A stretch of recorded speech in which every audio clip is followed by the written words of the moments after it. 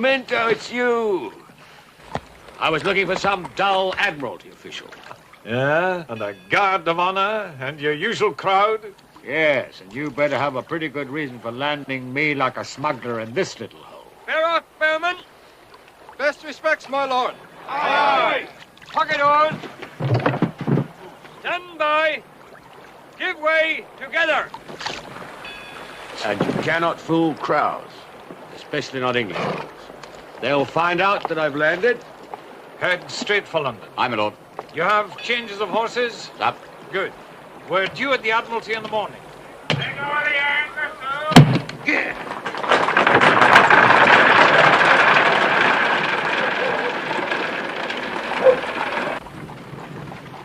Now, why the secrecy? Because if we'd landed you among a crowd, the word had spread that you were back in England after 2 years, and no longer out there keeping the French away, we might have started a panic. Well, I must say, you haven't the air of a man who's dying. Hey. Oh, by your own reports of every illness known to medicine. Well, I exaggerated it. I have a fever of the blood. You more than most people know its name. I know its name. Everyone in Europe knows its name. But after a couple of years' absence from the lady, I thought, well, some of us thought... Every second of every minute of that 2 years' absence from Emma Hamilton has been a torment. You can tell that to the Admiral. Tell him myself. I'm not wearing this damn thing on shore. And besides, Emma hates it. How is it? Bad. Where would she be waiting for me? In London? No, she's at Merton, preparing for your arrival as befits the mistress of the household. A small detour from this road, we'll come to Merton, won't it? It will take 2 hours. Well, 2 hours. And 12 hours more after that. No, I've promised to deliver you straight to the Admiralty, and straight to the Admiralty I shall deliver you.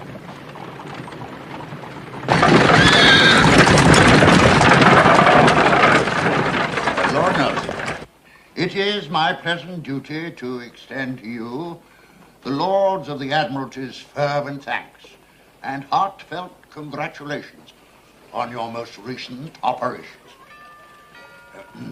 After an unremitting cruise of 2 long years in the stormy seas off Toulon, to have proceeded without going into port to Alexandria from the West Indies, back again to Gibraltar, to have kept your ships afloat, your rigging standing. Barely. Yes, quite so. You have protected England for 2 long years and have saved the West Indies by only a few days. I think there was some more, but I seem to have misplaced the other sheet. Which is just as well, perhaps, since my idiocy in chasing Villeneuve across the Atlantic and back could have put Bonaparte on the throne of England. But it didn't, Lord Nelson. Thanks to your name. Did he know my name? You must know that he did. I like you. They said I wouldn't, but I do. Where is Villeneuve now? At Ferrol. Collingwood's latest dispatch gives it that Villeneuve is about to sail. He won't do that. Bonaparte is no seaman, but he's not mad. Villeneuve will stay in Ferrol. And that is your estimation, Lord Nelson. It's the estimation of a humble flag officer, but I'll have a guinea on it if you're a betting man. And how long do you think he will stay at Ferrol? Long enough to give me a fair leave. Lord Barham, I've come home to beg you and their lordships to give me some months' rest from battle. Did you say months? Yes, I did. It's a promise that I've made a certain lady from whom I've been wholly separated for 2 years and who's happy to have me home. Yes, I see. Well, now that the immediate danger of invasion is past, you can, of course, take some few weeks. God knows you deserve that, my lord. And perhaps after that, her ladyship may relent. I doubt it, my lord. In a matter of being separated from me, her ladyship is not a very relenting person. Perhaps if I wrote to her myself. Remind me, would you, Minto, to write to Lady Nelson? I think it was to another ladyship that Lord Nelson was referring. Yes, I'm very sorry, my lord. Nevertheless, I trust Lady Nelson is well. I haven't the faintest idea. She now lives in Bath, I believe, where the waters, no doubt, will help her various infirmities, real and imagined. Now, if we've finished our business, I'd like to take my leave. By all means. Can I have your promise that only if Villeneuve sails north will you call in my services within the next few months? You have that promise. And you've accepted my guinea bet that anyway he won't come out of Ferrol. Shall we make it 5? Done.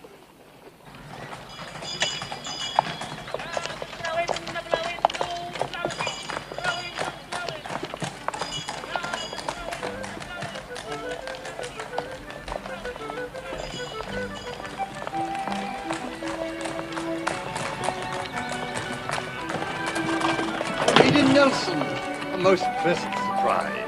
I'd almost thought you'd given up taking our waters. Thank you, Mr. Long.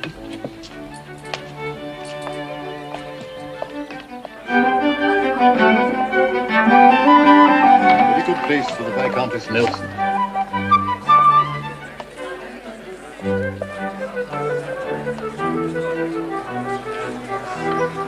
As well mentioned, Lord Nelson has invited all the members of his family to stay with him at Merton. Among the residents of Bath so honoured are Mr. and Mrs. George Matcham. Don't look to your right. I wasn't looking to my right, I was reading. It's her. It's Tom Tit. How dare she come to the pump room in the afternoon? Well, it's free.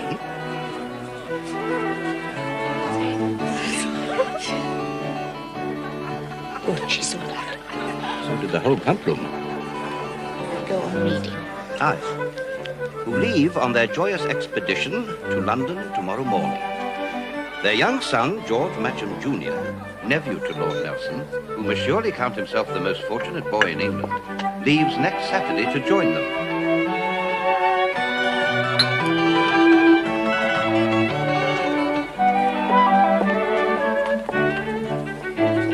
You smiled at Tom Tit.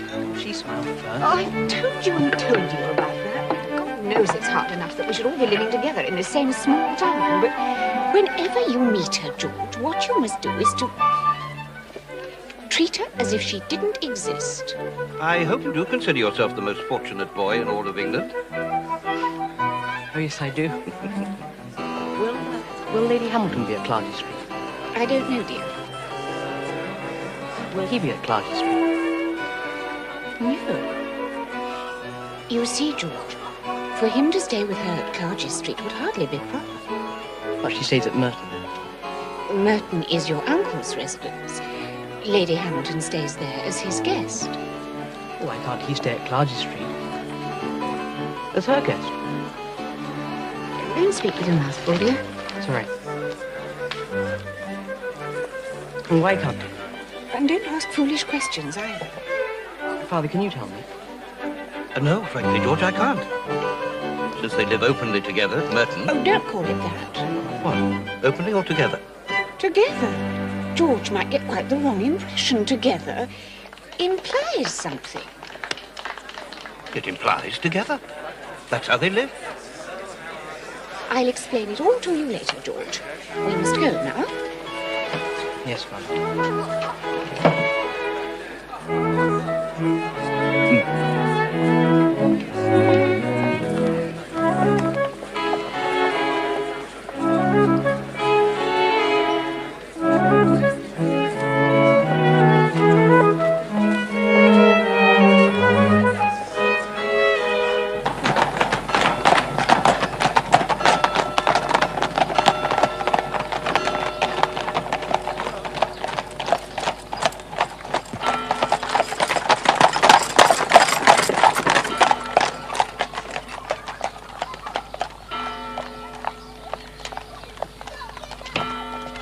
Pass your exams tomorrow. If not, the headmaster might not let you come. What would you do then, eh? I'd kill him. Now remember, George, to be on your best behaviour when you come to Merton. You're not scared, are you? Oh, no, not of him. But I will be of her, I think. Well, you needn't be. She's the most lovable soul alive, is she not, my dear? Lovable is an accurate enough description of a lady who, in her day, has been greatly loved. And who is now undoubtedly loved by our host. Thank you. It isn't much more than just love. What can be more than just love? Oh, something altogether higher. Nothing gross or physical, something, well, ethereal. Ethereal? Of the ether, the air, spiritual, not of the flesh at all. Come along, dear, or we'll be late. Joseph? Goodbye, George. Goodbye. Be a good boy.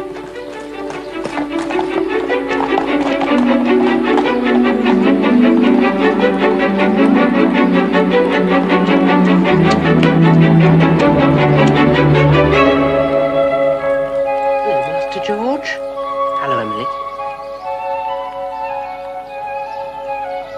You've grown. Have I? I'm awfully sorry, Emily, but I'm not supposed to speak to you. Mother's orders. Well, I can't be doing with that. Come along, Master George.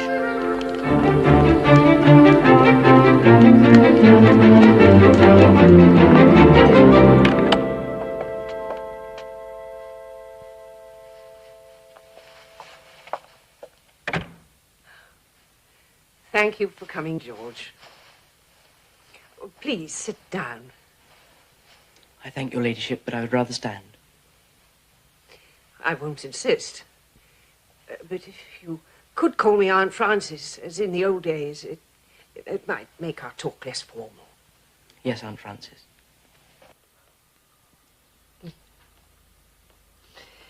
You're growing fast, George. When I saw you this afternoon, I hardly recognized you. Still, it has been 6 years. By the way, thank you for smiling at me. Well, I shouldn't have, because my mother said Oh, I saw you getting a tongue lashing from your mother afterwards. Yes, I am sorry about that. But I have a little present for you here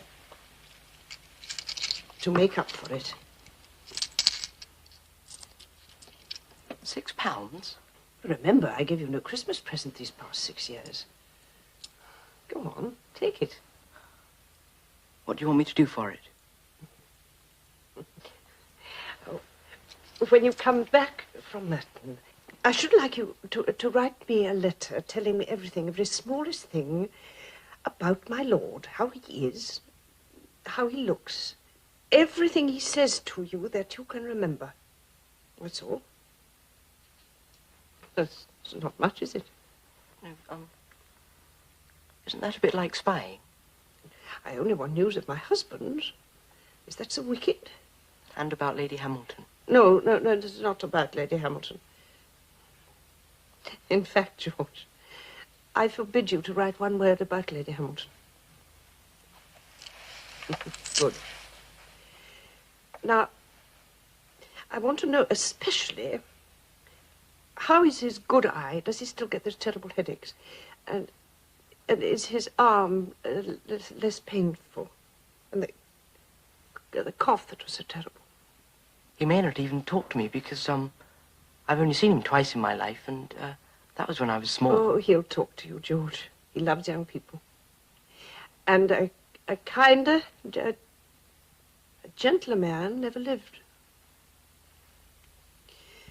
Of course, if you could let slip that I should be overjoyed to see him again. Oh, not to talk, you understand, if it displeases him. At least, oh, dear. I forget how I began the sentence. It's a bad habit, George. I mustn't keep you.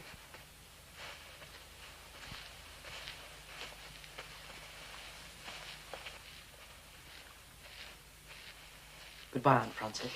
Anything at all about him, anything. No matter how trivial it may seem to you, it won't seem so to me.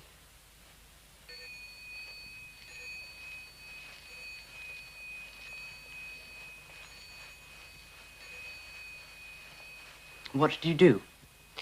What does your mother say I did? Oh, she won't tell me. But she says it was very bad.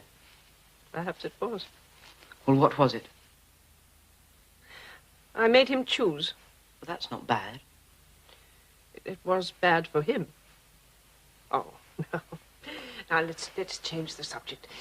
Tell me, why do they now call me Tom Tit? Don't you know? No. It's the way you walk. The way I walk? Like the bird, you know. Oh, how funny. I never thought. Well, show me how I walk. No. Please go on. Show me how they imitate me in the family.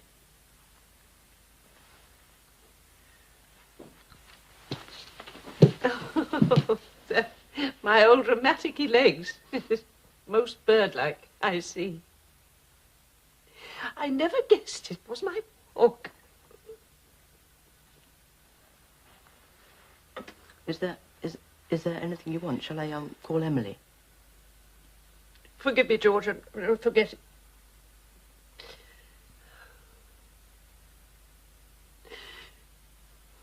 Do you ever write to him? The last time I wrote to him was at Christmas 4 years ago. He sent the letter back to me, marked opened by mistake by Lord Nelson, but not read. But that's something sort of dishonourable. And that's not possible. I'm sorry, but I just don't believe that. That opens the right-hand compartment of the desk over there. There's only one letter in it. Take it out and look at the cover. Oh, no, George, no, don't. Oh, please. Don't read the letter itself. I'm sorry, but I've just got to, you see. He's my uncle, you see. And he's Nelson.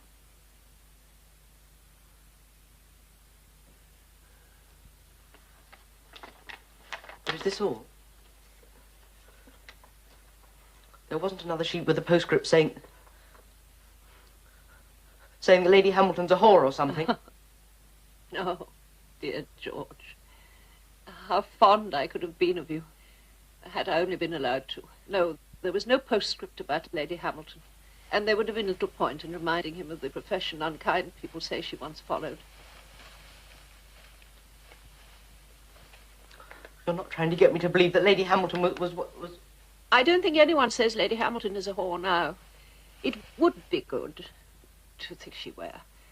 Unhappily, I do not. No, there was no other sheet. Lady Hamilton must have recognized your writing and opened it. Of course, that's it. She opened it and read it, and then told Lord Nelson that it was a horrible letter which he mustn't read. So then he sent it back to you. That's how it must have been. Don't you think? Dear George, I'm sure that's exactly how it must have been. Now, put the letter back in the compartment, lock it, and then give me the key. Why don't I take it down to give to him? You'll certainly do no such thing. Oh, but I'd hate it if anyone thought Uncle Horatio was capable of such a cruel and dishonorable thing as to send back a Christmas letter to I really think I ought to show it to him.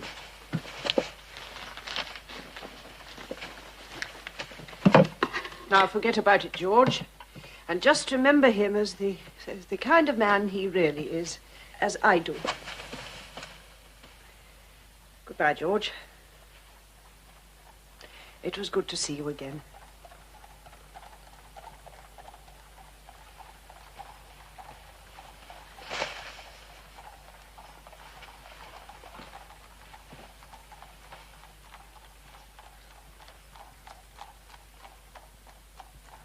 My respects, my lady. And mine to you, sir.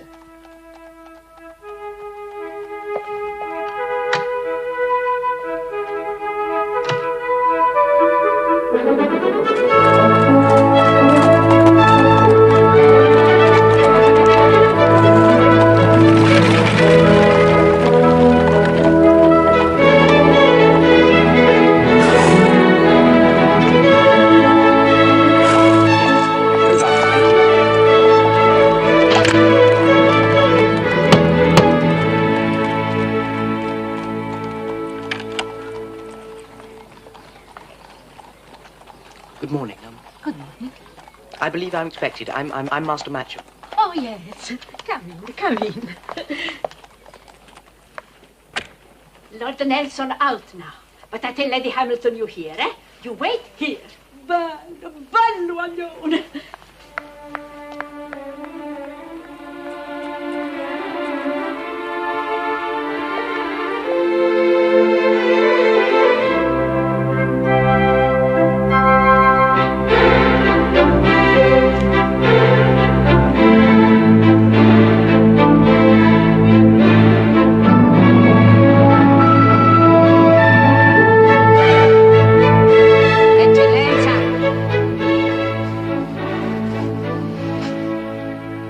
Matcham downstairs. You must dress. Not yet, you silly cow. I've only had 3 hours sleep. So many? 3 is more than he's giving you every night since he come back. How many times? Oh, I can't remember. There was 1 and there's 7, I think. 7.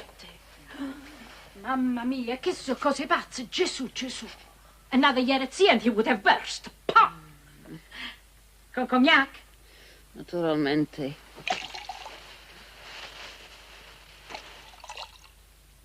I tell you, Eccellenza, one night he'll die of it. He'll die of it? What about me? For you, Eccellenza. 70 times 7 and still not die.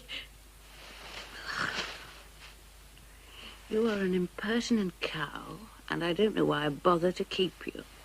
Who did you say was downstairs? Younger boy, Master Matcham. Young George Matcham? Yes. He's never set eyes upon me in his life before, and I'm in this state. Oh, Christ. There's a lot of work to be done.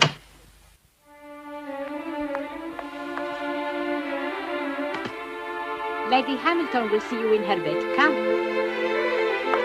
The bed. No, no. She received many gentlemen in her bed, many much bigger gentlemen. No, you see,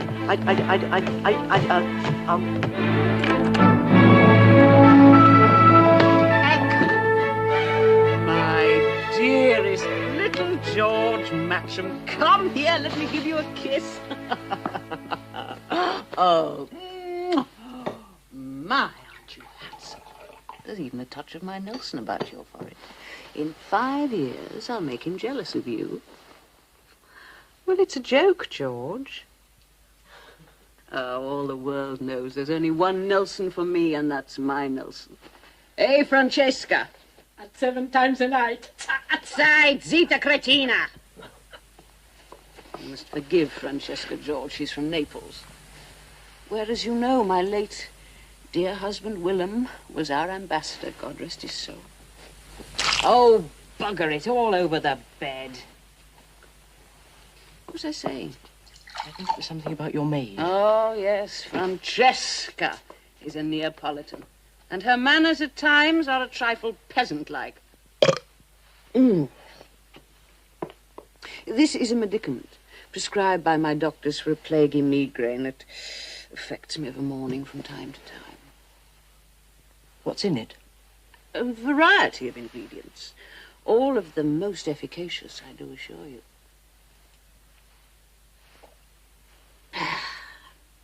There. I feel better already. I'm so glad. Dear little George Matcham. Aren't you happy to be the nephew of such a great man? Yes, I am. Great Jove himself, immortal of all the immortals. Pull me up, you silly cow. You know it nothing. I bring you some pork pie, yes? Oh, I don't know what my stomach will hold this morning. Might toy with a piece of cold mutton. Subito eccellenza. Eccellenza means excellency, George, which, of course, in Naples is what I was. And to the Queen of Naples, I was, guess what? Carissima mia, beloved friend. And so she was to me, George, and so she was. Do you know she would sometimes do me the honor of asking me to share her bed? And the king, he did me much honor, too. Of course, not quite in the same way. Jesus. It's a Neapolitan phrase, George. They make much use of our Lord's name and of the Blessed Virgin, too. Of course, to our ears it may sound a little common, but one soon gets used to it. As an ambassadress, one has to. Oh, I think I must have drunk my medicine too fast. Yes, who is it? Is your ladyship visible? Minto, come in, come in. Good morning, my dear. Visible to you at any time. Are you holding a levee? At least I've risen. This is young George Matcham, my Lord Nelson's nephew. Oh, young Master Matcham, your servant, sir. And this, George, is Lord Minto, your uncle's dearest friend. My lord. And Nelson vows he loves Minto most of all persons in the world, second only to me, eh, Minto? A very poor second, for the competition provided by your ladyship is, to say the least, large. Oh, you'd like me thin as a wraith, eh, Minto? A flagpole. Perhaps you think my Nelson would prefer me so that he could more easily run up his flag? Well, let me tell you, his flag does quite well enough as it is, thank you very much. Last night it was nailed to the mast at no surrender, and the signals all at close action. Oh, dear, little George. Little George, would you like to run down to my morning room while I dress? Yes, my lady. Don't call me my lady. What shall I call you? Aunt Emma, of course. What else? That is what I am in the sight of God. Yes, Aunt Emma. Come here, give me a kiss. Yes, Aunt Emma. Ah, little Georgie. Mm-hmm. There. Wait. Oh, leave all that. Help me find something to wear that won't make me look like a curate's ass. Oh, what a sweet boy. I vow I love him already. I know he loves me.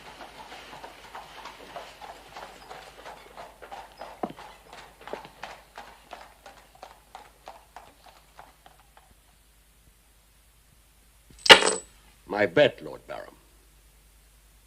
I still don't understand what madness made the fella leave Ferrol for Cadiz, of all places. Is it madness to combine with the Spanish and make a battle fleet far larger than anything we can bring against him? Reinforce Collingwood at once with every seaworthy vessel your lordships can dispose of. Collingwood, my lord. You said Collingwood. Yes, you haven't relieved him of his command, have you? We propose to. Lord Nelson, you are here at our invitation to be offered the supreme command yourself.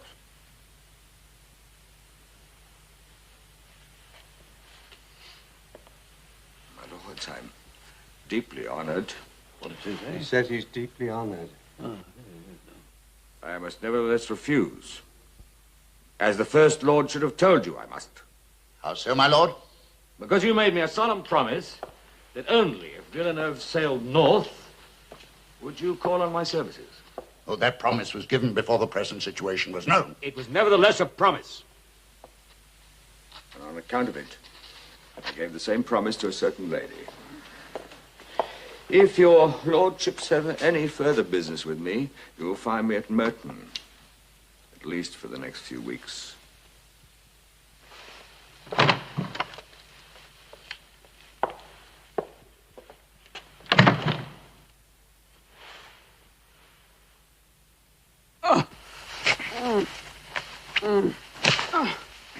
Oh, come on, Minto. Don't just sit there. Lend a hand. Pull for the shore, is it? Right.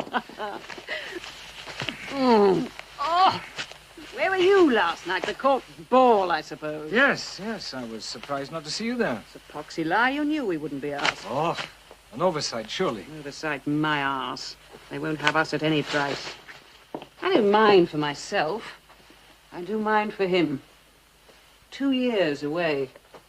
The West Indies saved not so much as a ship's biscuit at the palace. It's all because of me.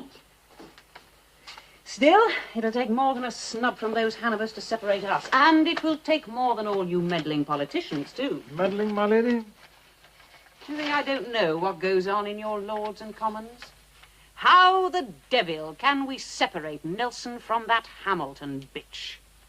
Well, it won't work. Do you hear? There's not one of you who can separate us this time. He has given me his promise, and that is that. Ecca, can't wear that thing. It makes me look like an aging governess. 8 months gone. Try the orange silk. Well, what do you say? No, I'm sure the orange silk will be perfect. Quit the orange silk. I am talking about the conspiracy by the Admiralty to send my Nelson out to Cadiz again. And don't try and tell me that you and your precious politicians haven't had a hand in that. Damn you, you all try to separate us. Not I, my lady. Why can none of you understand? England needs a live, healthy Nelson.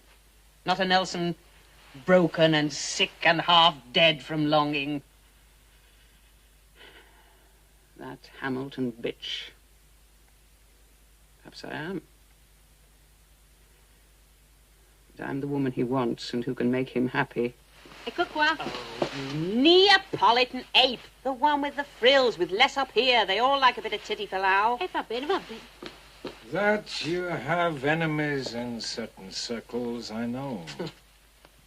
But never count me among them. Oh, you disapprove, too. I neither approve or disapprove. I accept.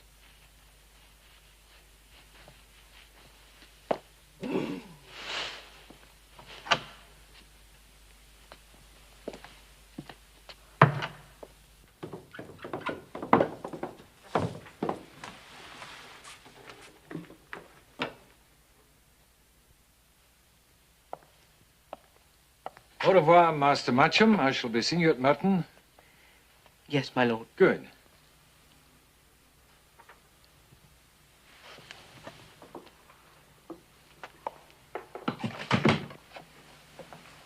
Master Matcham, you have about you a certain look. Before you arrive at Merton, you do well to remove it. It will not be popular there. What look, my lord? It's a look of shock, Master Matcham. and is not uncommon among those friends of Lord Nelson who meet Lady Hamilton for the first time. But remove it, sir, I beg you. Your uncle will not like it. Are you fond of Lady Hamilton? You seem, Master Matcham, to have inherited your uncle's flair for surprise attacks. I'm sorry. No, don't be. I always tell the truth, except when I need to tell a lie. Yes. Yes, I am fond of Emma Hamilton. She's a very generous, good-hearted lady. Loyal, passionate, and kind. You'd better have some wine. You still have that look. No, thank you. But if you could... But if you could only explain... Explain what? Oh, it doesn't matter. Well, I think it does matter. To you and to some hundreds of thousands in this land. You want to know what your uncle sees in Lady Hamilton to love her so passionately. Is that it? He sees that. Oh, he can't. He can, and he does. Master Matcham, let me just tell you this, as adult to adolescent.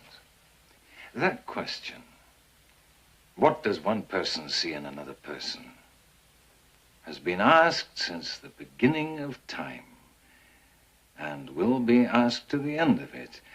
And, dear, young Master Matcham, there is never, never any answer. But what about his honor? Well, that's not a word I'm accustomed to use, as I never really know what it means.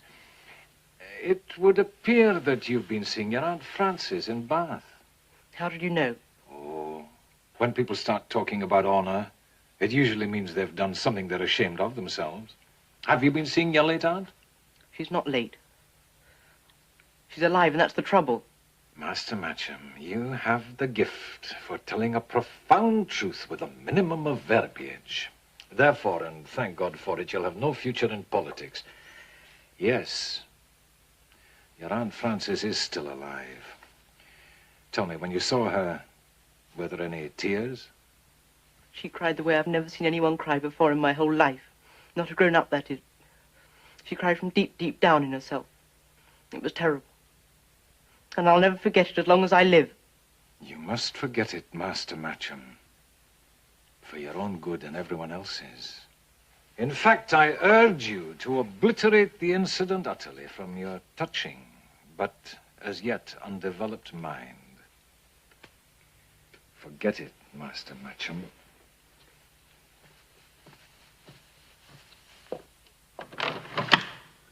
I declare, look at that crowd.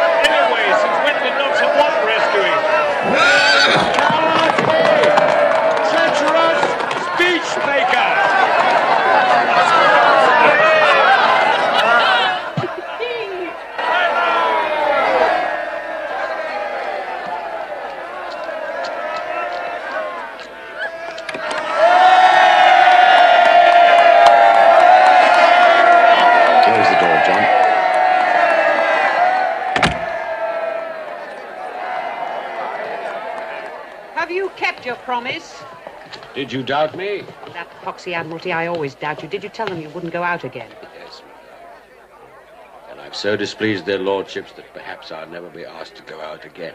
Oh, let it be never again. Let it be. Oh, you don't mean that. I do. I do. I do. Oh, there's little George. It's George Matcham, your nephew. come out of there? Oh. George Matcham. Well, I haven't seen you for a long time. Hello, Uncle. Hello, nephew. Well, you've grown so much I didn't recognize you. Emma, pray attend to your attire. Oh, you're such a prude, Nelson. The people out there have seen me stark naked in their day, and they love it. These crowds are a confounded nuisance, George. I sometimes long to walk in London unrecognized, but what can I do? Perhaps, Uncle Horatio, if you didn't wear all those, stars and decorations. I got you there, Nelson. George is right. Vanity is my traitor. Oh, no, I didn't mean that. Yes, you did. I may be vain in such matters, but damn it, I like people to know what I've done. Here comes Hardy, not a soul's recognizing him. He's not getting so much as a pat on the back. Oh, your flag captain? Yes. Emma, I do think that your state of undress is not... Oh, I know. Dressed or undressed, Hardy thinks I'm the whore of Babylon.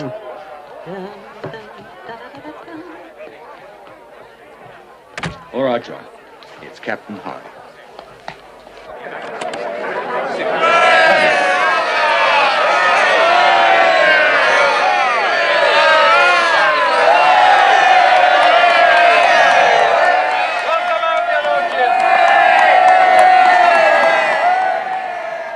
This is my nephew, George Matcham. Captain Hardy, my right-hand man. Master Matcham? Come in here.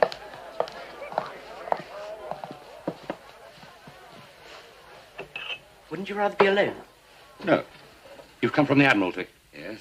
Is the news true? Yes. Well, when does the Victory sail? I don't doubt, Captain, that you'll get your orders to sail the Victory south in a few days to join Admiral Collingwood's command. Yes, my lord. Excuse me. I have to go to her ladyship.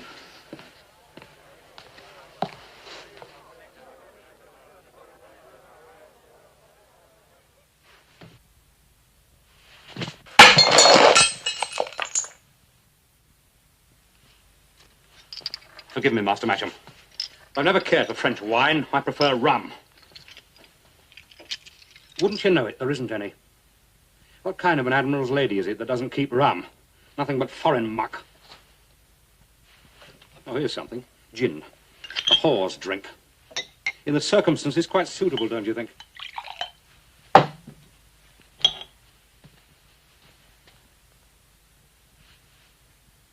How long have you been his flag captain? 6 years, on and off. More on than off, thank God. Now it appears to be off. But you must know him as well as anyone alive, then.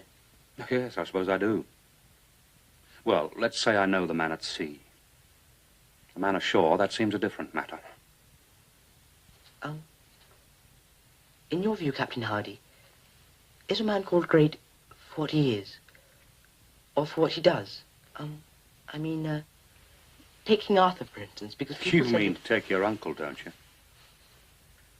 Your uncle is great both in what he is and what he does. How could he have done what he has done without being what he is? You mean winning battles? I mean far more than winning battles. Every schoolboy knows exactly how the Nile and Copenhagen were won. But does every schoolboy know what they were won with? Surely we have better ships than the French. No, sir, certainly not. But they are better handled. Yet what kind of men are they handled by? 4/5 of them have been pressed, kidnapped, knocked on the head and thrown aboard a man-of-war to face a brutal and degrading slavery, which they must submit to, or bear their backs to the cat o' nine tails. But at the Nile, the seamen drank to Nelson. Yes, sir, to Nelson. And that is my point. I see. He's made these mutinous dogs love him. They beg to serve in any squadron he commands, and cry like women when they hear he's wounded. Could he have done that if he hadn't been great in what he is, as well as in what he's done? It's so difficult. Perhaps I expect a perfect hero to be a perfect saint. Perhaps we all do. Well, England has no need of a saint at this hour of her history, Master Matcham, but she has very dire need of a hero. Your health, sir.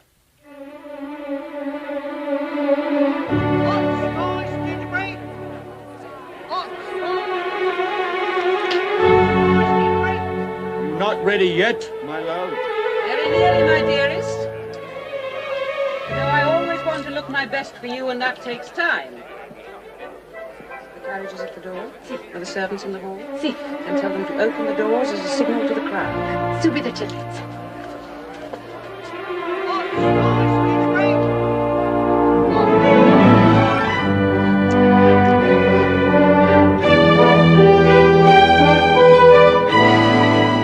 Well? You leave Cleopatra in her shades.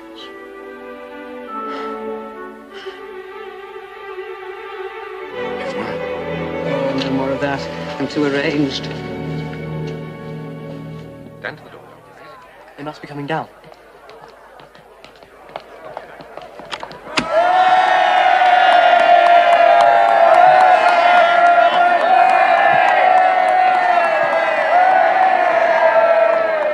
Ah, Captain Hardy. What honor you do to my house. It is I who have that honor, Lady Hamilton. You see how popular you have become. I am hardly known to them, my lady. No, but you should be, and no doubt one day will be. All about my Nelson will be known. Now, you and little George will go in the second carriage, Lord Nelson and I naturally in the first. Pray leave a little distance between us. The crowd prefer it so. May I go and watch, Aunt Emma? Yes, of course, little George.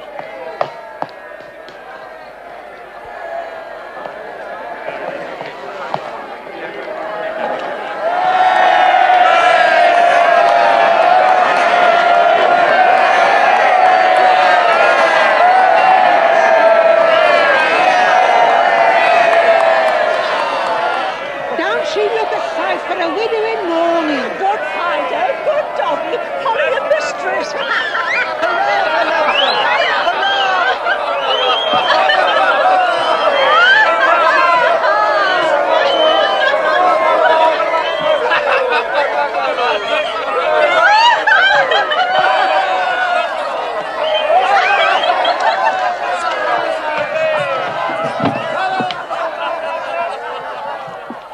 They laughed. Did they?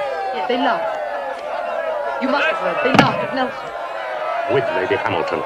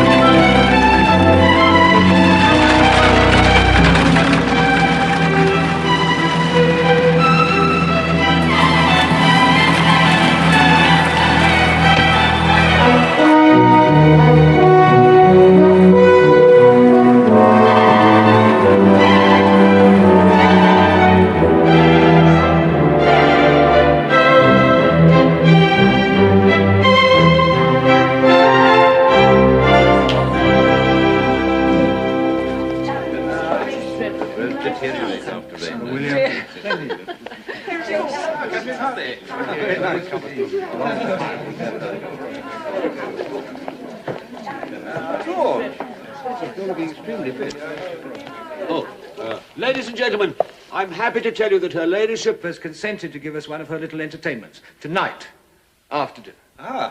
Oh, one of your attitudes, dearest Emma. Which one? Cleopatra mourning Antony. Dear brother Nelson has written some words to go with Shakespeare's version. I have composed the music myself. It's all quite new. So as you can well imagine, I'll be as nervous as a pregnant nun. So perhaps if you'd all be good enough to muster in the drawing room at about 7 for dinner. Muster? You make it sound like a bloody warship. Oh,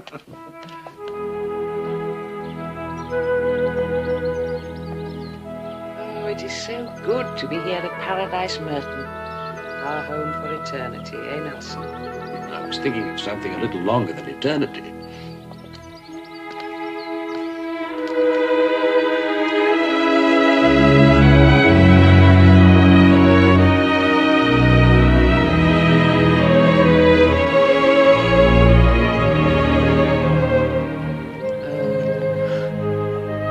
seen it last year. And the year before. Why did I have to fall in love with a sailor? Well, at least not one with a wife in every port.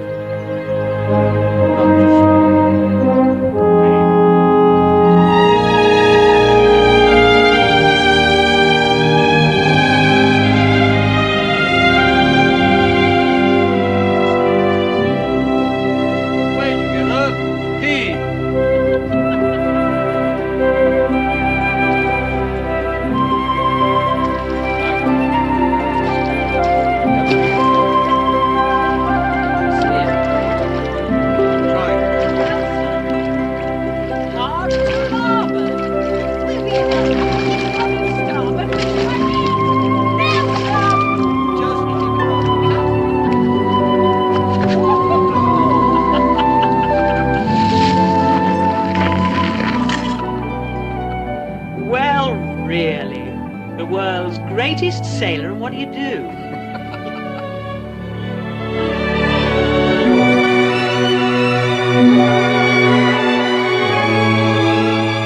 Well, I could hardly have wished for myself a happier shipwreck. Still, exactly which is starboard and which is larboard? Well, that depends on which way the captain is facing. What hour exactly did you order us to muster? 7. Emma, if you could perhaps tonight be closer to the time of the last 2 years.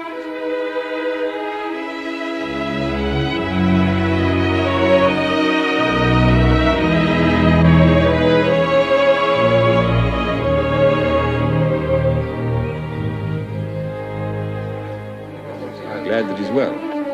Thank you, Ned.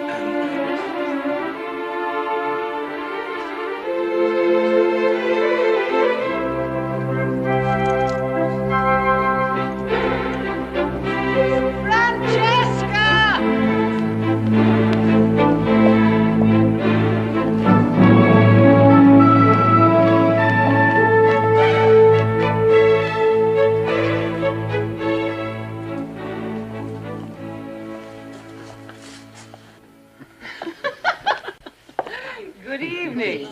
Ah, Minto. Oh, I don't believe you met Captain Blackwood. No. Captain Blackwood is the captain of the frigate Aurelius, which sails tomorrow to join Collingwood off Cadiz. I wish you a fair wind, Captain. I suppose they'll make Collingwood an earl after he fights your battle. Well, do you grudge him it? Can make him arse liquor in ordinary to the king, saving your cloth, Reverend. So long as I could keep my Nelson here with me. Which I intend to do, despite the underhand work of some who call him friend. I am so looking forward, Lady Hamilton, to seeing your Cleopatra. It is my favorite part. But of course, Emma Hamilton would have as her favorite that lass unparalleled. Thank you, Minto. I will accept unparalleled at any hour, and after 7, I'll even accept lass. Here's to my Antony. His legs bestride oceans, in whose livery wore crowns and crownets. In that speech of Shakespeare's, I think that her ladyship of Egypt exaggerated somewhat. Well, this ladyship of England exaggerates nothing. When she looks upon her great pillar of the world, she sees great Jove himself. Eh, little George? It's a wonder she can see anything at all. I heard that, Captain Hardy. This is my house, and if I choose to toast the guest who brings such honor to its roof in what, to your Puritan mind, may seem a glass too many of brandy, I think that is my affair, not yours. Don't you? I do, my lady, indeed. Huh. It was only that my Puritan mind hadn't perhaps quite grasped the fact that this was your ladyship's house. Merton is our house, Hardy. Your house, and everybody who visits it. And it's certainly Emma's. Most of all, it is Emma's. Then if it is my house, tell that bugger to get out of it and never come back. Captain Hardy only meant... I know what Captain Hardy meant, and so does he. He meant that I am not your wife by virtue of Mother Church. Well, a pox on Mother Church. I am by everything that this world holds just and honorable, the true and only wife of this man here. Emma, please stop. To everyone who comes to this house. To my lord's family, huh? to my lord's friends, to my lord's servants, in fact, to the whole of England. I, Emma Hamilton, am the only wife of Lord Nelson. Excepting, I would suppose, to Lady Nelson. Hardy, that was unforgivable. I shall leave. No. Hardy will not leave. I command it. Tell him to get out of this house now and never come back. I command you. You command me in most things, Emma, but not in that. Oh, indeed. Then perhaps it is I who should leave your lordship's house. Francesca, send for my carriage at once. Subito. Francesca, va via. Sì, eccellenza.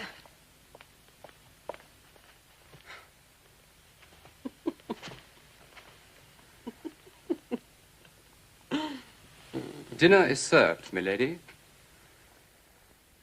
Emma, will you lead us in? May I have the honor, my dear? Oh, Gilbert. No, you shall. Well, I'd like you to sit here. Yes, yes, of course. Oh, sit where you like. Sit where you like.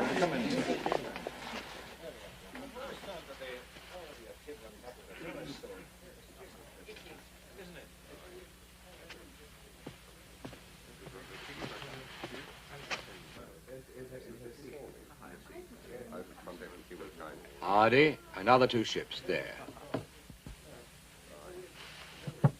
There. Now here, gentlemen, is your battle of annihilation. Our 2 squadrons isolate here, and destroy.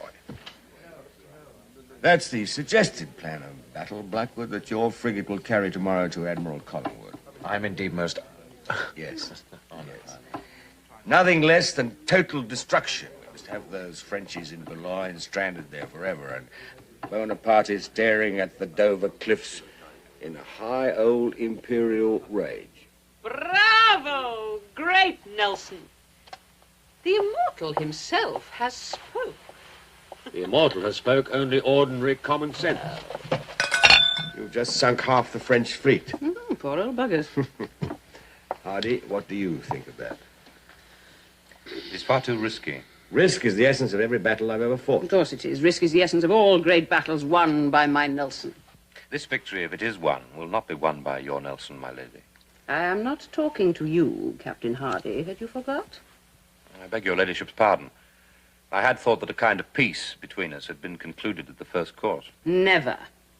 A truce perhaps, but no more. Well, if you're going to discuss naval tactics and such like things, I shall find myself more congenial company up there. What are you standing up for? Sit down. So you think it's too risky for Collingwood? Too risky for any admiral in the world, except one. Does your lordship know of any naval commander who would risk losing his entire fleet in a single afternoon by following a revolutionary battle plan conceived by a genius who has been induced to absent himself from the action? You mean seduced, don't you, Captain Hardy? Well, I don't give a eunuch's ball, saving your cloth, Reverend, for what you and your fine naval friends think of me. I know you would all like to see me roasting in hell, every single one of you. Not you, dear, I like you. But let me tell you this. Nelson's vow to me is unbreakable, isn't it? Yes, it is. Hardy was not trying to make me break it. He was merely talking about naval matters. Hardy, you haven't drunk your port. I was waiting, my lord, for the loyal toast. The loyal what? Ho, ho, ho! Emma! Ladies and gentlemen.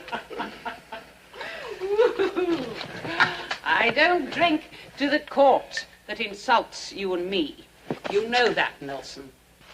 Seems that her ladyship is going to conform to the naval custom of drinking her toast sitting down. The king.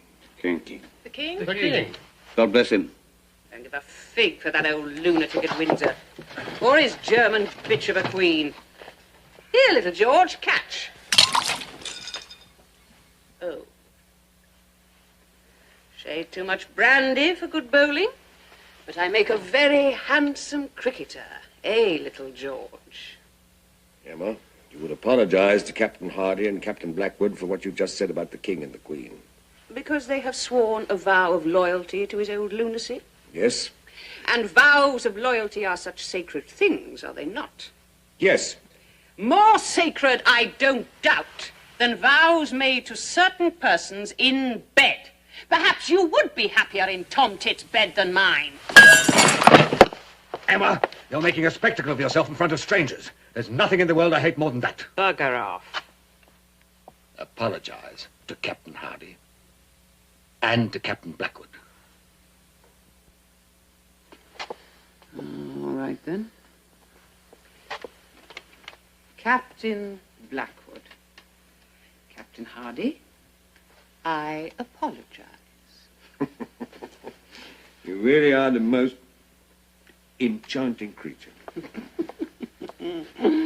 Oh, you say the prettiest things to me sometimes. Did you say such things to Tom Tit? You know the answer. Yes, I do. But I like to hear it said. So say it. Very well. I dislike my wife, and I always have. I'm sorry, Blackwood, but sometimes the truth must be spoken. She's a cruel, vindictive shrew obsessed with hatred of my Nelson. Nelson, tell them about that letter you had sent back to her, marked open in error but not read. Very well, then, if you won't, I will. Can you imagine what kind of a letter it must have been to have made my gentle-hearted Nelson send it back to its writer marked so? Did you read this letter, my lady? No. So dreadful was it, my Nelson would not even give it to me to read. And to think that letter was sent dated Christmas Day. No. December the 18th. What did he say? He said it was dated December the 18th. Was it? Yes. Have you read this filthy letter? Yes. And it wasn't filthy. Not the letter I read, anyway. Have you been seeing Tom Tit? I saw her once. George, are you a traitor? A traitor in our family? Here at Paradise Merton? Come here, boy.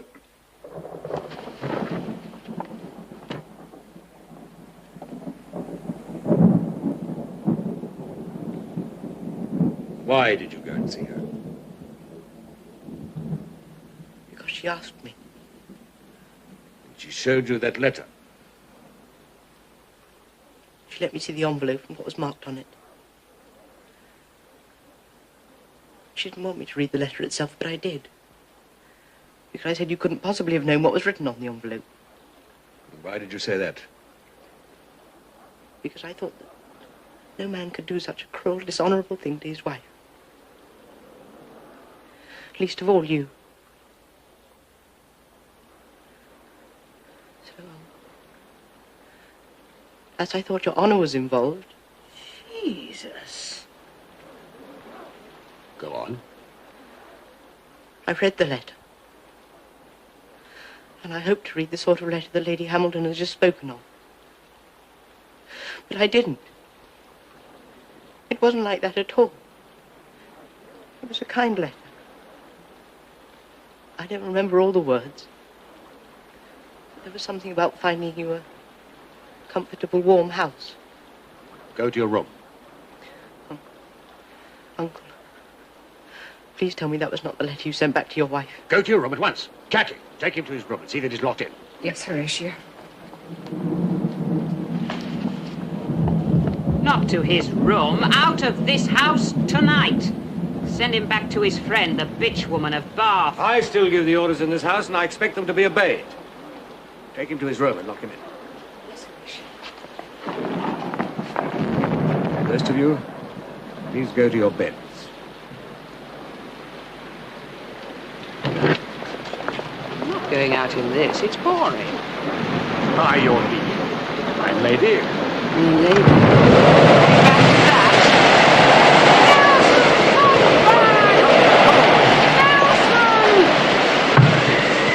Oh, Minto, what am I to do? Do what he says. Go to bed. Leave him to cool his temper in the rain. Then when he comes back from his drenching, just apply the right arts.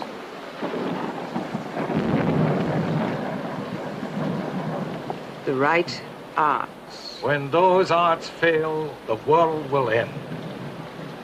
True. So they mustn't fail, must they? They won't. Minto, you knew me when I first met him. Was I quite such a vulgar, drunken slut? Oh, you won't answer that. Yes, your ladyship was always vulgar. Well, being a blacksmith's daughter shows. Woman, you're talking nonsense. You think I couldn't have turned myself into a genteel English lady? My God, who wants to be like George Matcham? What a death in life. No, vulgar I always was, vulgar I will remain by choice. And now we come to drunken. How does that compare with 6 years ago? I think you drink more now and get less drunk. You don't miss much. I drink from morning till night, no longer for my enjoyment or anyone else's, it would seem. It's from fear. Isn't that why most people drink? Fear of losing him? Of course. But my dear lady, that will never happen. Do you really believe that? You think I still look well enough, do I? You look as desirable as when you sat for Romney. Don't say that. My God, I can eat flattery, but when you mention Romney, I know you're lying. I did not say beautiful, I said desirable. By candlelight, to a man half blind. By candlelight or daylight, half blind or with both eyes clear, Nelson will always see you as Romney saw you. As his divine lady. And how do I see myself? Answer me that. I look at myself in the morning and I think, he can't love that. Not that. It's absurd. And I do love him. I think you do. Only think. My God, I love him more than I love life.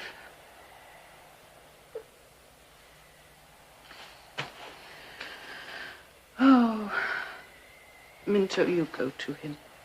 Oh, please.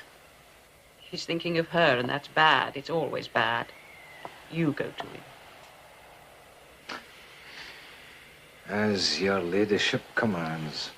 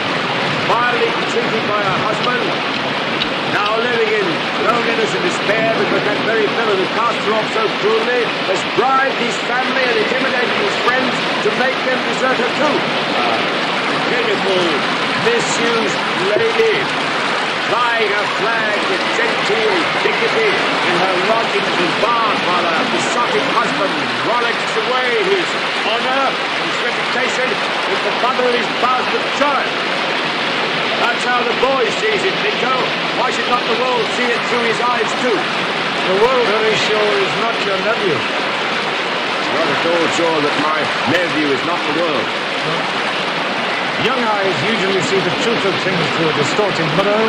So does the world, I suppose. I know what the world is. 6 years ago in Naples, I deserted a loyal and loving wife for the embraces of a notorious charmer. He's not leaving his wife for that woman, you said? That Emma Hamilton, who displayed herself naked at 14 in Vauxhall Gardens and was sold by Greville to Hamilton to repay a bad debt and was bedded by half the nobility and gentry in England? You think I didn't know how loud the laughter was? Did they laugh in the House of Lords? No. Your lordships laugh very easily. If I'm to be strangled for it, I'd prefer a bit more shelter, yes?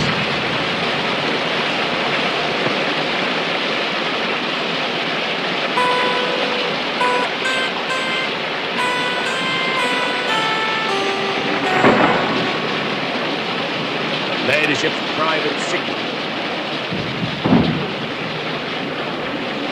Not yet. Think I don't see exactly what you see? Vulgar, drunken woman throwing a fit. Think I don't wince at the stories, shudder at the language, retch at the smell of brandy. Think I'm so stupid and insensitive I don't suffer 1,000 deaths every day. Forgive me. I must walk. Go in if you want to.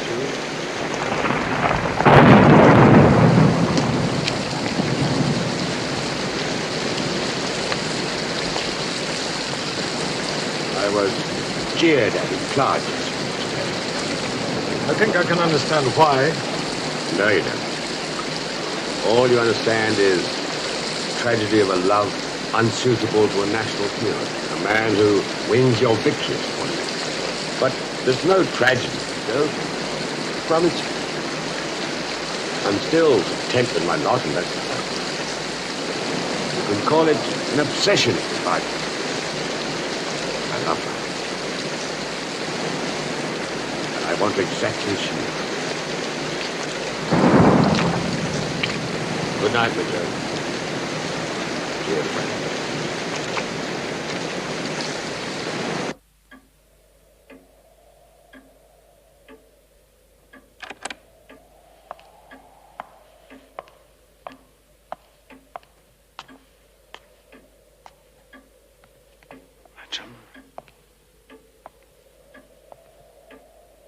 I was commanded to whip my son. If I'm too cowardly, I must command you to do it. If it is not done, she will know. And you must not hope to see her tonight.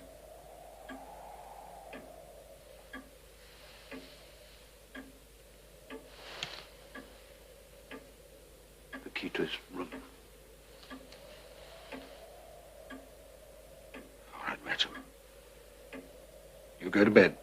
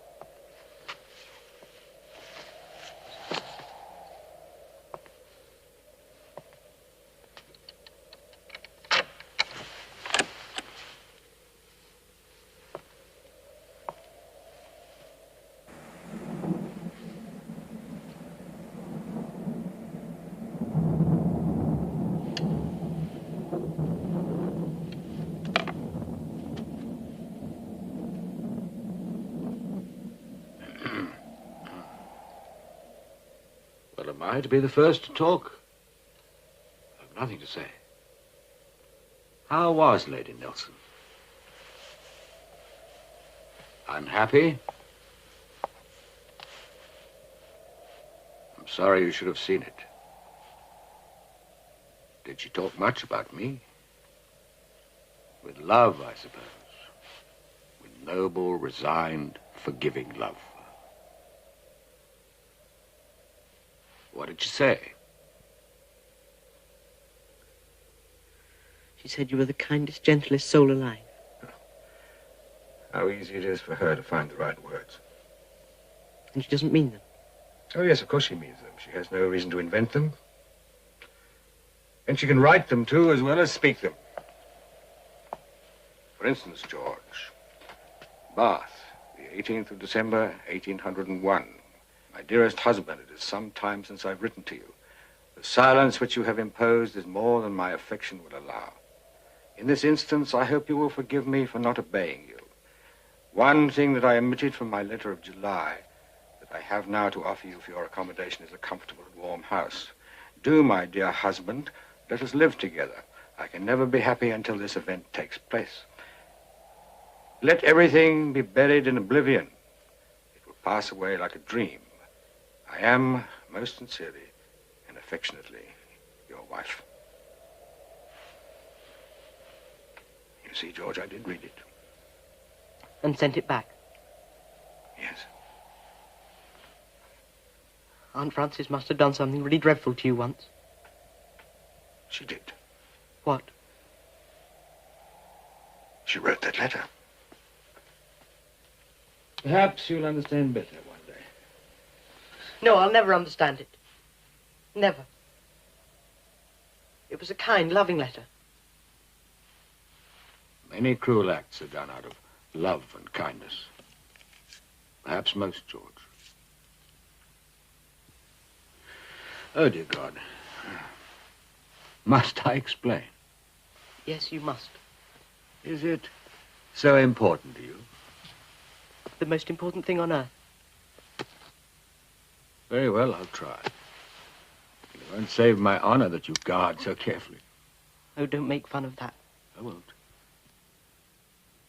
George, when you have done wrong to someone, an open wrong, a shameful wrong, to be forgiven for it is the very hell. What do you do about an enemy who won't hate you? That answers every broadside with a signal gently fluttering from the mast that says, whatever you do to me, I shall always forgive you, and I will go on loving you forever. What have I left but to hate? And that's the truth, George.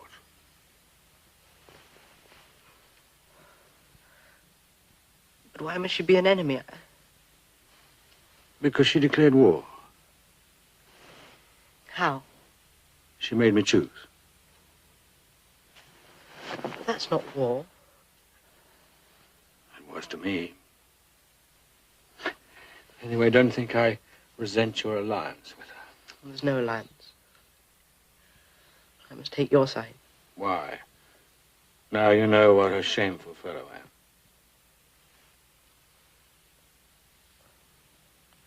Because you're Nelson. Well, there's your first lesson in a long and difficult course. Human love and human hate. It's a complex study for anyone, and I never went to school, but did you understand any of it? No. You're in good company.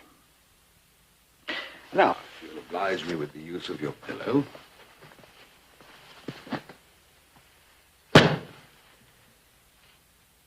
Could I ask you for a little cooperation? A yelp or two might be of service.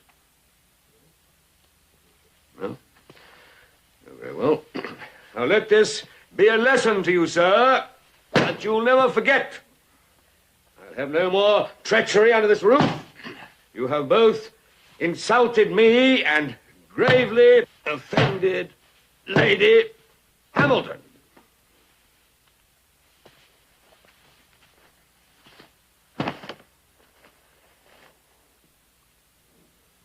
Good night, George.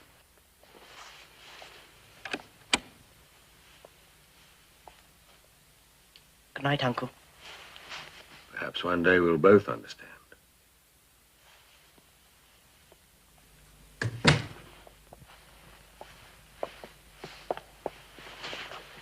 You didn't hurt him too much, did you? I don't know, but I have certainly hurt him. And yourself, too.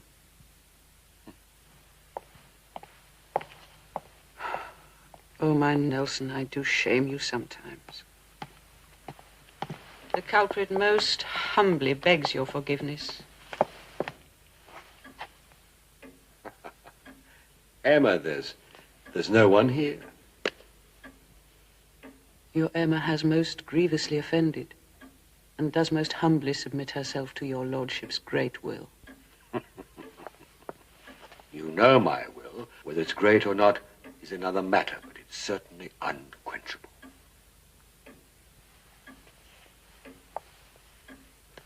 I was very bad, wasn't I? It's forgotten. I really call Hardy a bugger. You did? Let's hope inaccurately. Oh, I will behave better, I promise. I will. By heaven, you're soaking. A glass of brandy. Emma's sovereign cure for all ills. Oh, Nelson. I was so afraid tonight that I would lose you. Never. Not till death. Who shall we drink to? Let's drink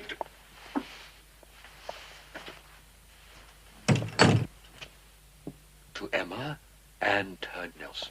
Bravo.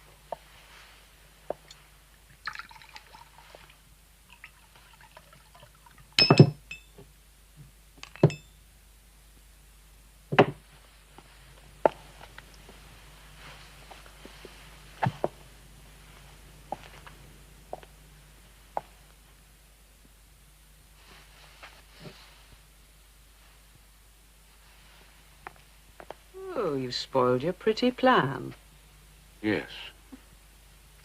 What a shame. I had intended keeping the table laid exactly like this to show visitors how Nelson won his battle off Cadiz. You mean how Collingwood won Nelson's Battle of Cadiz? I said how Nelson won it. Emma, I did not ask. No, but you were going to. No, you're wrong. I would never have asked.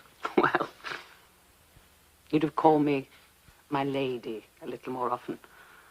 Or perhaps discovered you wanted to walk out of the house alone in the rain as the time of the battle drew nearer. I love my Nelson. But I love all of him. I don't want half of him with the better half pining to be out at sea. Has Hardy been talking to you tonight? That person, I would not soil my lips. Emma. And it's not only that feeling, Nelson. I wouldn't want to be thought of as the woman who kept you from going out when your country needed you. It is my country, too, you know. So you, too, think I'm needed? There is only one Nelson in the whole world. And he is mine alone. Yes, yours alone. Mine to keep and mine to give.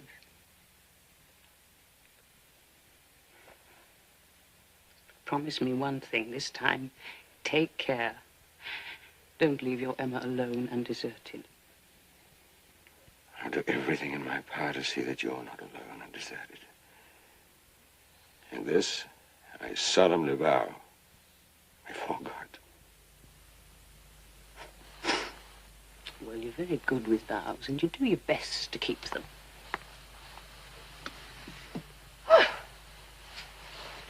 Where will the victory be? Here, I suppose. I think it's better to leave the disposition to me, otherwise you'll have sunk half the fleet before I've had time to engage the enemy. It will be another victory, won't it? Yes. A big one? A very big one.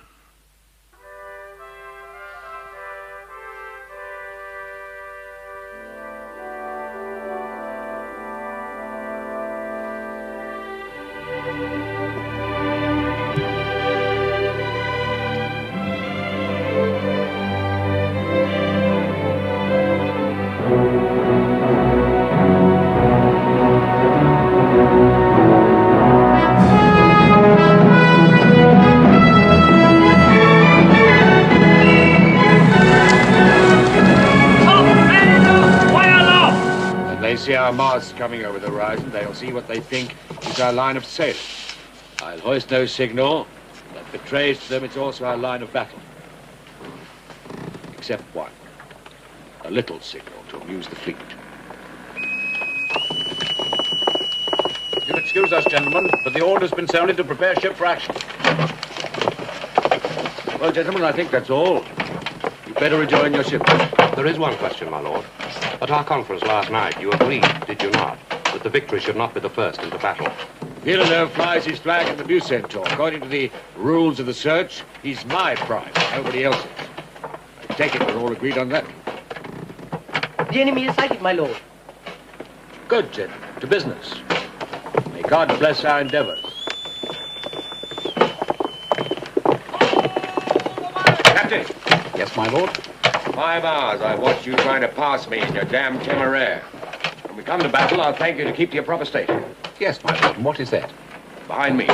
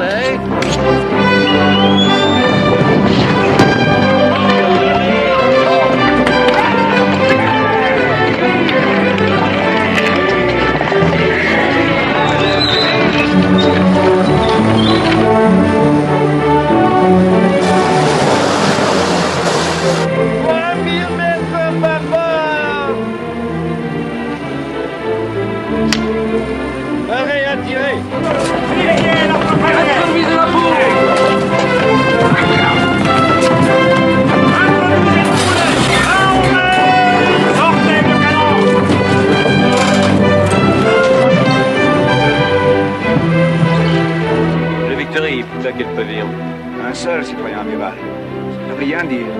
Ouais, qu'est-ce qu'il dit? Établissez la voile de misaine au mât vertier. England expects that every man will do his duty. C'est quand the lead break.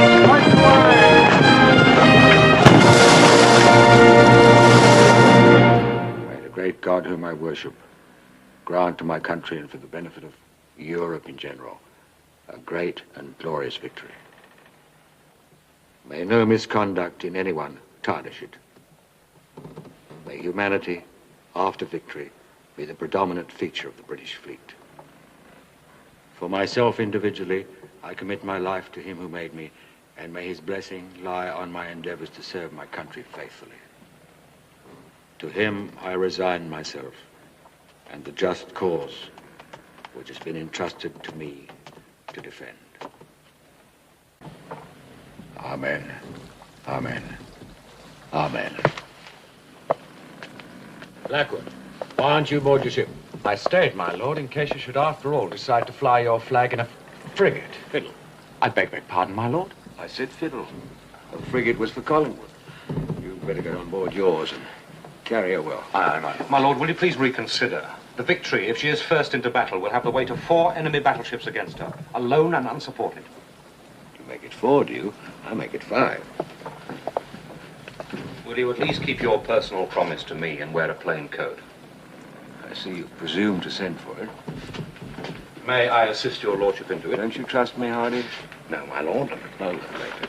Now, since you and Blackwood are so conveniently here, I'd like you to attest to my signature on this document. There's no necessity for you to read it, but in case we're burnt or sunk, I'd better give you the gist of it. Now, this document clearly leaves Lady Hamilton... I'll read you the last paragraph. I leave Emma Lady Hamilton, therefore, a legacy to my king and country that they will give her an ample provision to maintain her rank in life. Sign it just here. The ink, Hardy. Chevalier, make a back.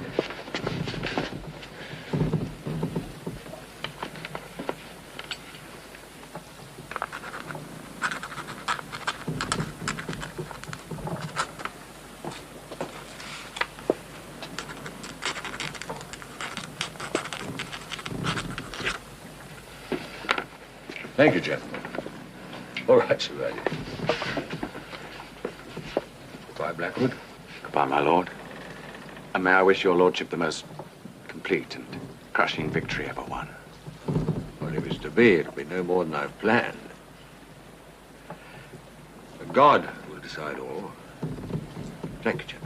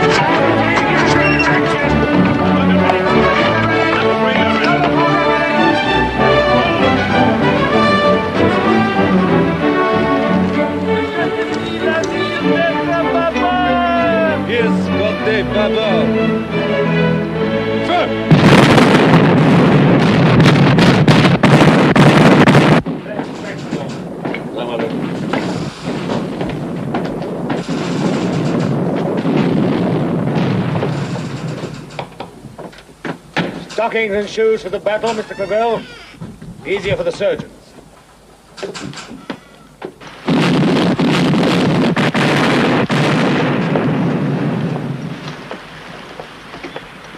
Hold tight! I'm going, boss! Yes. Do you see how careless I've become? I'll send a midshipman to your cabin. I think the time has passed to change the clothes.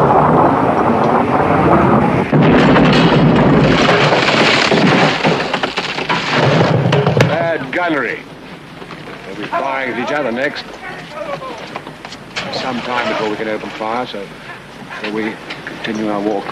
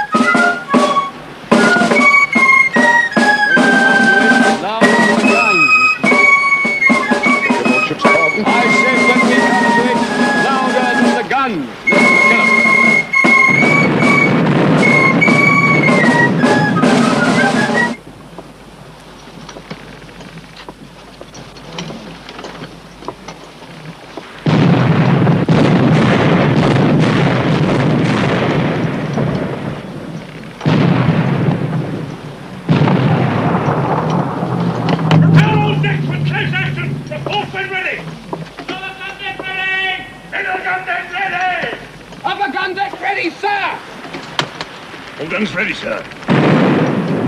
Sink me a ship, Master Gunner. Aye, aye, sir. On guns! All sides! Fire!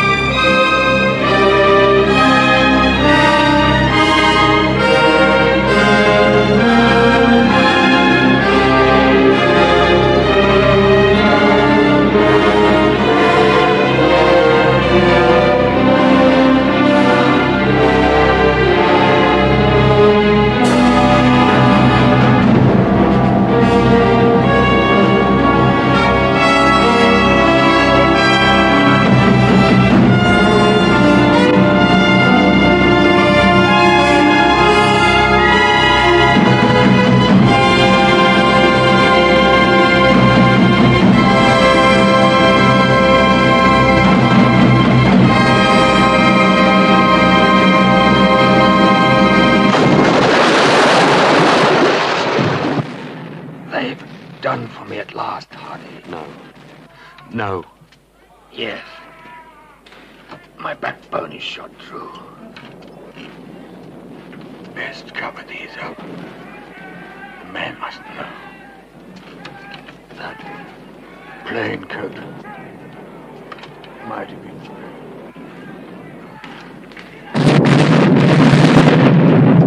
Cover him and take him below.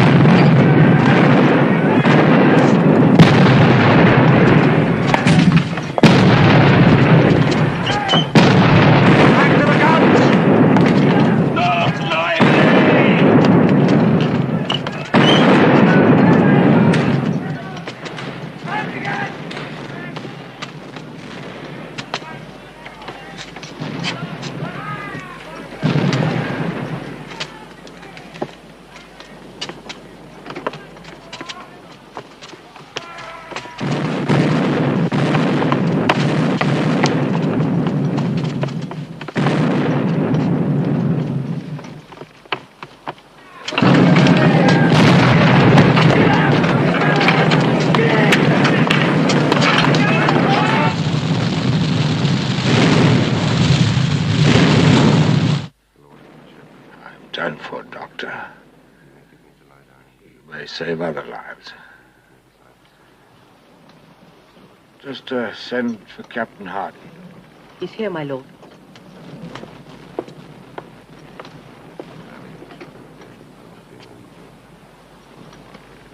Hardy. How goes it, Hardy? The Bew Centaur has surrendered. Captured Vernon. Tell Collingwood to treat him well. He has been a most gallant enemy. I would have enjoyed Villeneuve as my guest at dinner tonight. What of the other enemy ships? I can't tell your lordship exactly how many prizes we've taken. I can answer for 15 of their larger ships. I'd bargain 20. No British ship struck or sunk? No, my lord. It is the greatest and most complete victory ever won at sea. That's good, of course. But I had bargained for 20.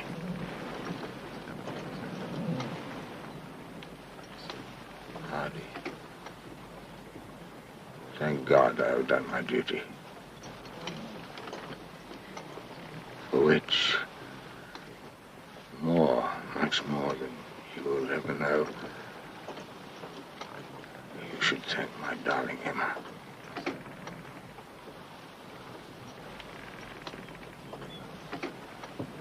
It's difficult to see you.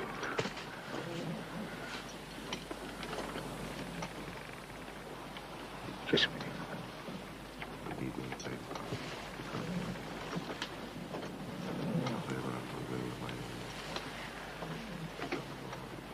I have not. Have I? Been too great a sinner.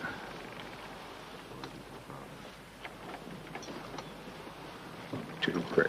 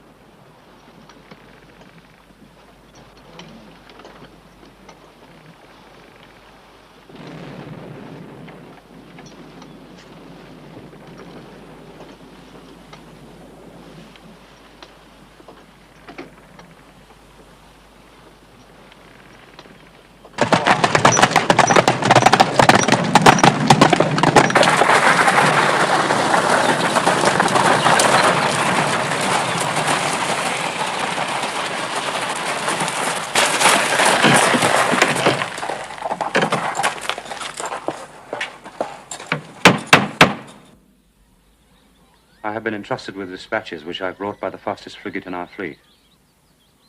And so, my lady, as I have not yet reported to the Admiralty, you are the first person in England to hear the news of this great victory at Trafalgar. It was what he sought, my lady. The utter and complete annihilation of the enemy fleets. His plan worked as he knew it would. It worked as well as he could ever have wished.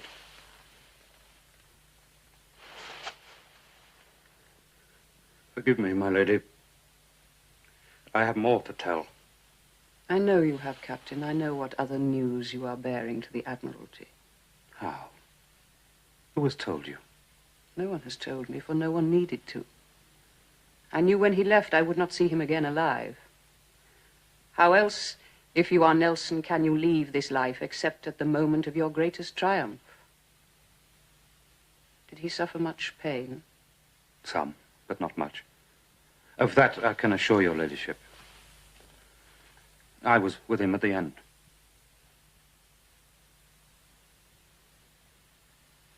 Did he speak of me? He spoke of little else. You're not inventing that to be kind. No, my lady. I would never do that. No, you would not. Some other messenger might, but not you. I must not detain you, Captain, from taking your great news to the Admiralty. It was kind of you to break your journey at Merton. Forgive me if I do not see you to the door.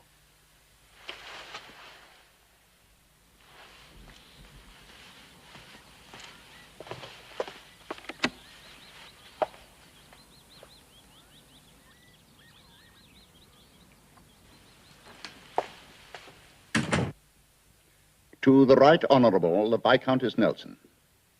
Madam, it is with utmost concern that in the midst of victory at Trafalgar, I have to inform your ladyship of the death of your illustrious partner, Lord Viscount Nelson. It is the death he wished for, and the less to be regretted on that account. But the public loss is irretrievable. I can only add that events of this kind do not happen by chance. No, not by chance. I commend, therefore, your ladyship to the protection of Almighty God, and sincerely trust.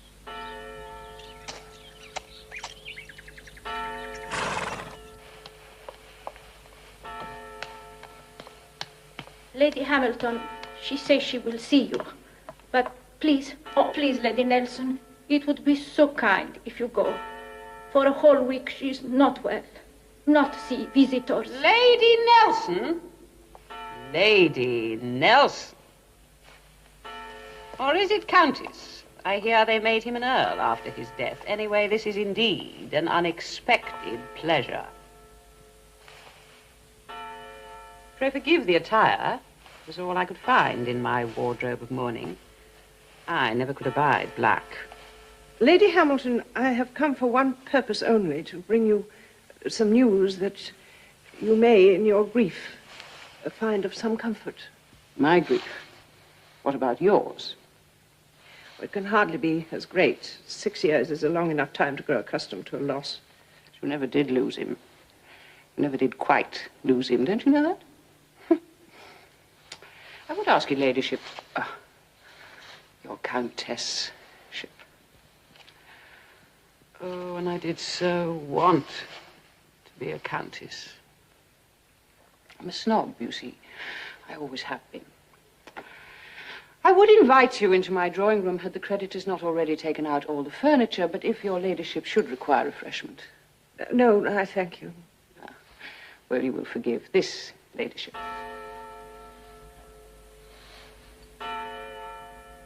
Oh, why don't they stop ringing that bell? They've been ringing it day and night. I suppose they think my Nelson... Oh, sorry. Our Nelson will hear it as he rolls about in that barrel of brandy they're bringing him home in. Brandy, you know, is the best preservative for the dead. But is it for the living? Oh. I applaud your ladyship's wit, but I am not living. What is your comforting news? My husband's will has arrived. Ah. In it, of course, you left this house. And contents. This had better be. There aren't any left anyway, and the house is buried in mortgages. Yes, that is known. But this document should repair all. Much more than all. Well, how can that be? He'd nothing to leave but his stars and medals. Oh, this codicil, duly signed, attested, and perfectly legal, requests that your king and country should give you ample provision to maintain your rank in life, and leaves you, Emma, Lady Hamilton, as a bequest to the nation.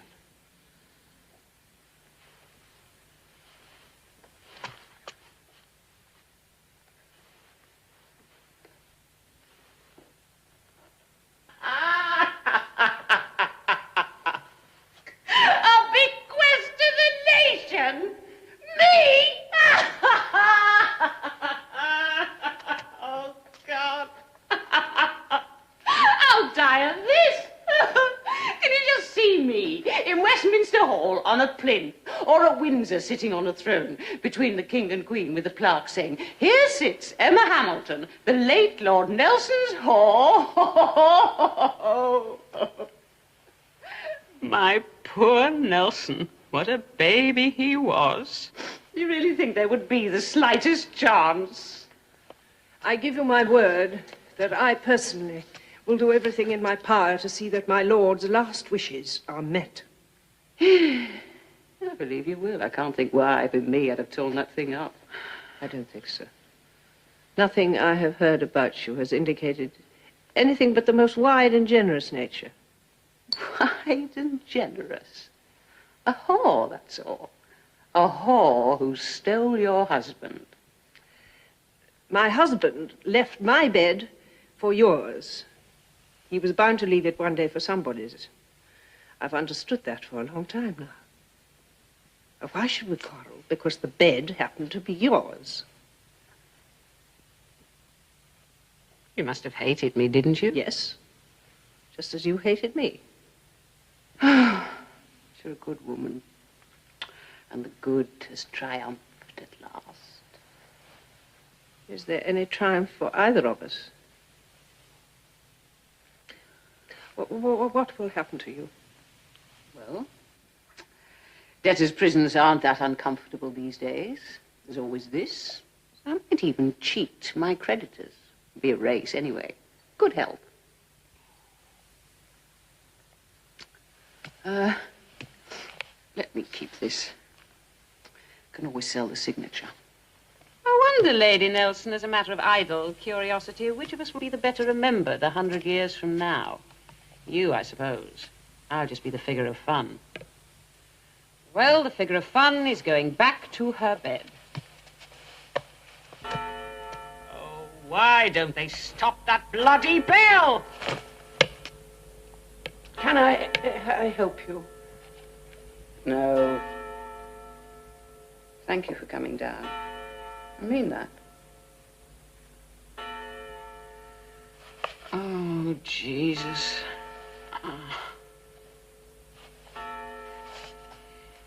You know, he very nearly didn't come to Naples at all. Then I'd never have met him. His first orders were for Gibraltar.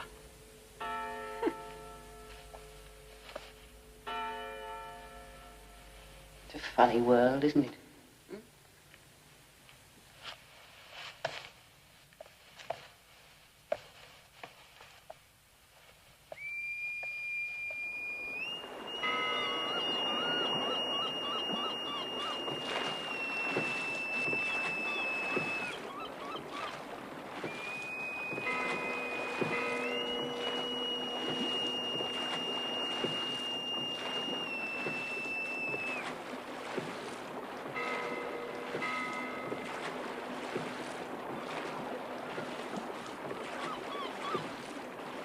Stand by.